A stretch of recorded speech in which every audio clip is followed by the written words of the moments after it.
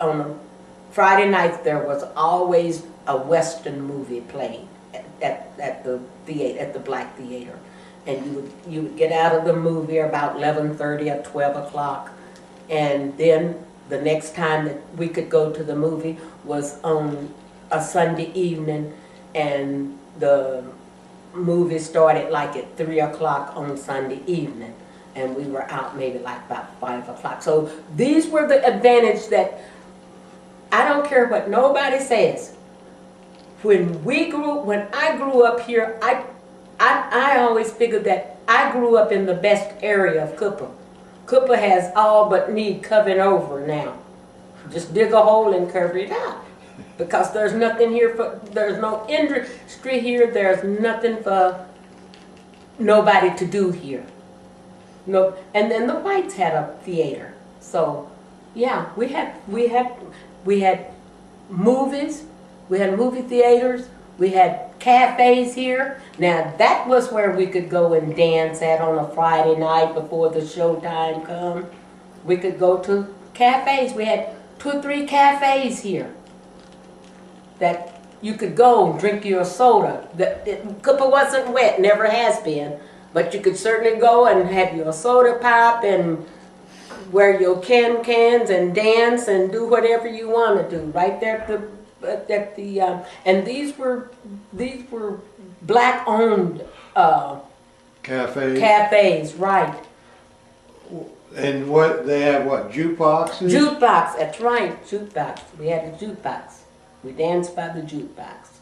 Now and they had hamburgers and hot dogs and cold drinks there and stuff like that. And yeah, that was our source of entertainment right there. We could go and just let our hair down, just dance.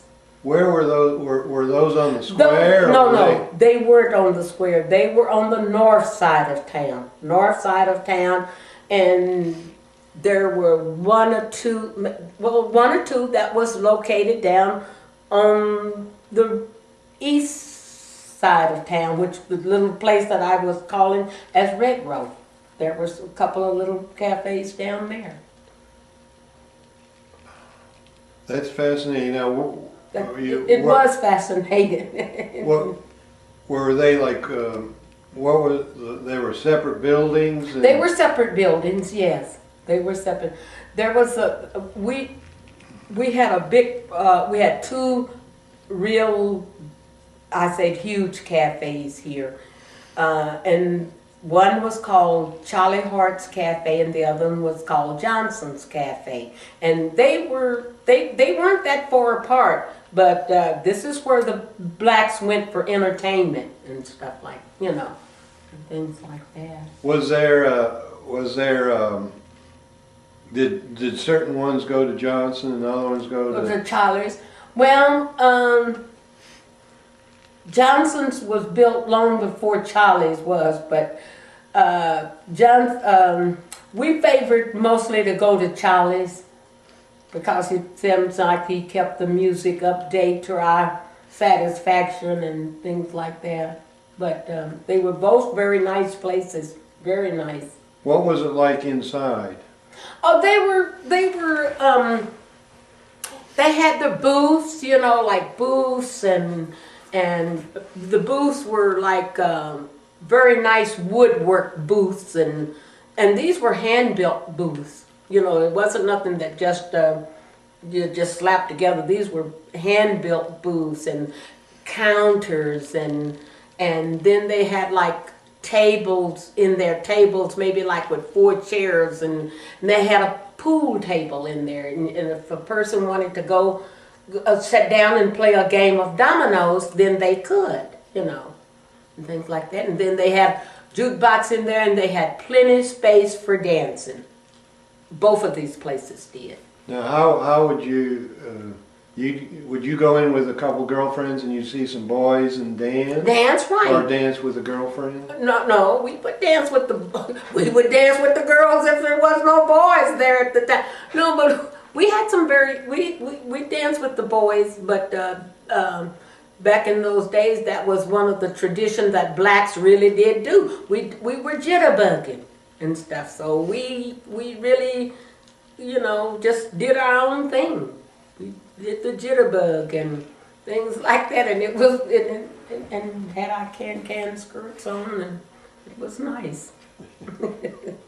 Well, back to the movie, the black movie theater. You're telling me then that they weren't open the full week. No. They would just Right, 2 times a week, on a Friday night and a Sunday afternoon. And the White Theater was, if I'm not mistaken, it was open like daily. But I'm inclined to believe that, and I'm quite sure that I'm right, that there were more whites here than blacks. So they had the best, the best resource of going to the movies, because, like a lot of days, blacks were out in the cotton fields working and stuff like that. So you just didn't come home and run to the movies and stuff. So your time was mostly like weekend things.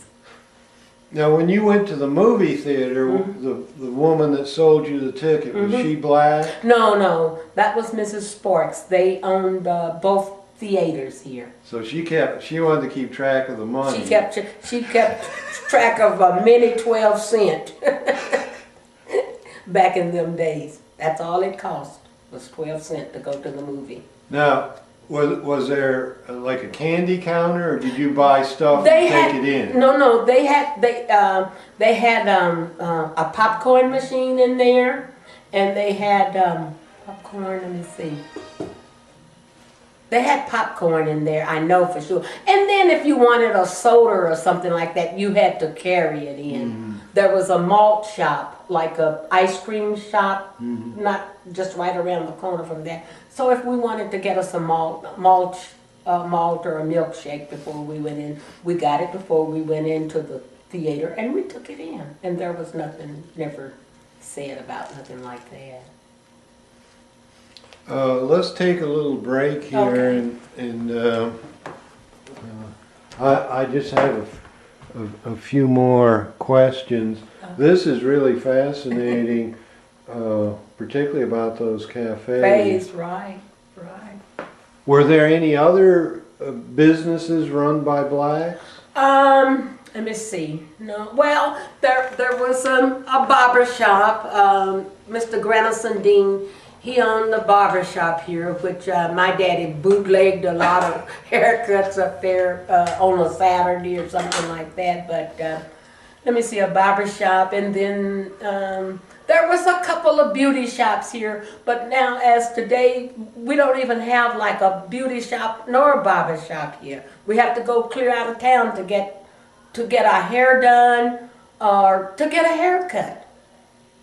It's terrible. I lived in the best era of Cooper. I want to ask you about church. Oh, okay. I grew up in the church here, New Zion Baptist Church here. I joined that church when I was 12 years old under the direction of Reverend B.T. Mitchell, which really has passed, been gone quite a few years now. But I grew up in that church, and on Sunday morning we would go to Sunday school. We would go to Sunday school on a Sunday. And then when Sunday school was over with, we didn't go home.